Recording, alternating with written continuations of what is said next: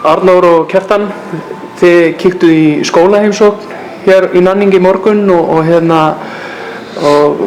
hvernig upplifun var það að fara þangað og hvernig voru móttökurnar, Arnór? Já, móttökurnar voru eiginlega bara frábærar sko. Það var svona mjög sérstakt stórt dæmi og það var rosalega gaman að koma þarna. Það var greinilega búið að leggja mikið í þessa móttökur og þessa sýningu sem við fengum að sjá hana, þannig að það var bara rosalega skemmtilegt. Kjartan? Já, það var bara tekið undir. Nóra, það var ótrúlega gaman. Svona svolítið öðruvísi. Skemmtilegt að sjá eitthvað sem maður kannski hefur ekki séð áður og mun kannski ekki séð áður. Þannig að það var bara mjög skemmtilegt. Var þetta einhvern veginn öðruvísi heldur en þið byggust við? Var þið búin að mynda ykkur einhverja skoðun á því hvað þið værið að fara að gera þarna?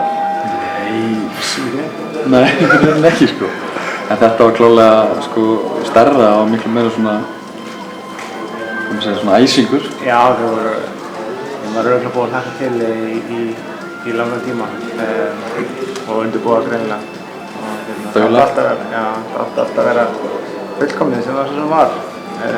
Alls konar búningar og öðruvísi menning og halda fórstu Bandaríkjanna að mæta svæðið, það var ekki að myndavélum og fjölmjölu fólki. Þannig að þetta var skemmtileg lífsreynsla. Og nóg að gjöfum? Já, ég er sko gjöfum. Hvað þið voru eitthvað aðeins að leika við krakkana þarna í fótbolta og einhverjir krakkar voru að fylgja ykkur gangana. Þau töluðu ágætis ensku krakkana sem fengu að fylgja ykkur þarna?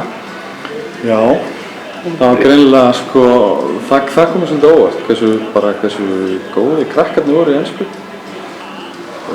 Greinilega búin að æfa það mjög vel líka, kannski fyrir þessu enskum, ég veit það ekki. Já, ég held að þetta er svolítið svona,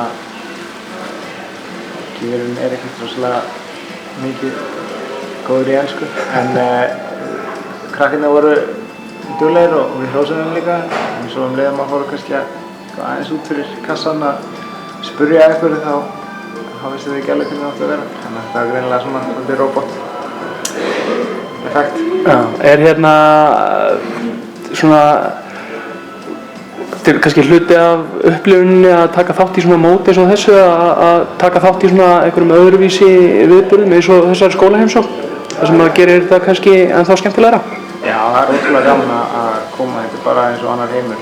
Ég sé það bara ef maður fer út fyrir hótelið og svona menningu að þetta er sem sé eitthvað sem maður sér ekki hverjum degi. Það er ótrúlega gaman að koma alla leiðin þó að þessi langt ferðalag, þá er gaman að koma alla leiðin til Asíu til að sjá eitthvað annað og svona fylgjast með hversu mikinn áhuga og hvað þeim finnst fótbolti og fótboltamenn merkilegir þótt þeir komið frá Íslandi. Þannig að það er ótrúlega gaman að fá að taka þátt í þessu.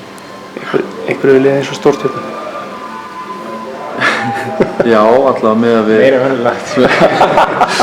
með að við kameru fjöldan og myndatökurnar og símanna og það var alveg smá öðruvísi sko. Aðeins kannski nokkur orð frá okkur næsta verkefni, leikur á móti Síle á sunnudaginn. Hvernig leggst það í ykkur? Mjög vel.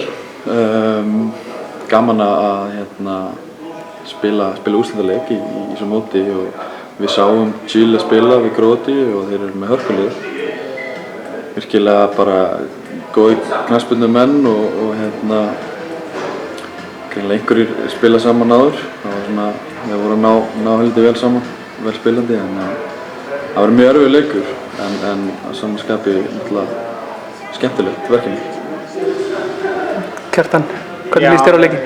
Já, bara eins og hún segir þá þessi í 4. sæti á heimslistanum, góða, sem við erum farin að horfa á núna allt í einu. En þeir eru með frábæra leikmenn og við sáum það líka í gær. Þetta er svona skemmtilegir suður á mjög taktaríðum og svona þegar þeim nenna að gefa í þá virkilega fara að stað. Þannig að við þurfum að vera vel vakandi og við höfum núna fína tíma til þess að undirbúa okkur fyrir leikinn. Það var meiri tíma en við höfum fyrir Kína-leikinn. Þannig að við ættum að vera slípaðir saman fyrir þann leik og ég að fara og við allir heldur og spenntir fyrir því.